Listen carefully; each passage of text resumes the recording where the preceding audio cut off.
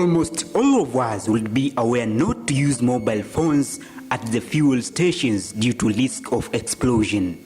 But you might be confused on why you should not use your mobile phone at petrol station. In that case, don't worry, you can get your doubt cleared in this video. The warnings of mobile phone hazards on petrol stations start circulating by beginning of 2000s, pointing to a petrol pump fire occurred in Indonesia 1999. The driver of the car was said to be using his mobile phone and the pump got fire. Another alleged incident in 1999 was reported by oil companies to the South China Morning Post. This time, the victim was an Australian man who was blown up when his phone rang as he was filling his car with gasoline. It is widely believed that the electromagnetic radiation from the mobile phones can pass on enough energy that can ignite the petrol vapor directly or induce currents in the nearby metal objects, triggering a spark resulting in explosion. The electromagnetic waves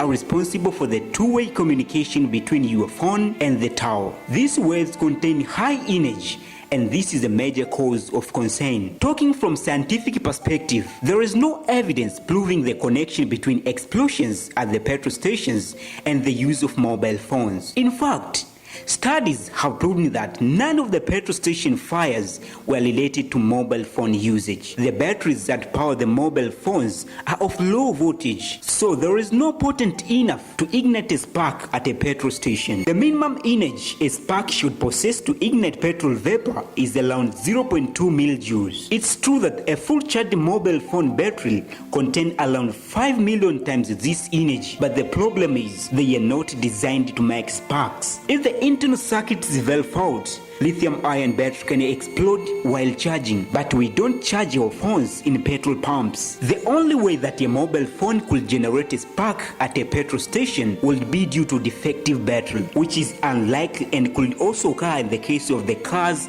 own battery. While the possibility is remote, there is low risk that an explosion could occur from gases that are emitted by the hose and not from the fuel. The truth is that the use of mobile phones is probably more dangerous as the source of destruction than as the possible source of an explosion. According to a report from Petroleum Equipment Institute, there is no documented incident at the petrol stations related to fire or explosion caused by the use of mobile phones. In short, the scientific evidence does not support the hypothesis that these devices cause serious accident. However, you should remember that using mobile phone at a petrol station can also result in people being running over and carelessness with the car and other pedestrians. For these reasons, using mobile phone at petrol stations is not recommended.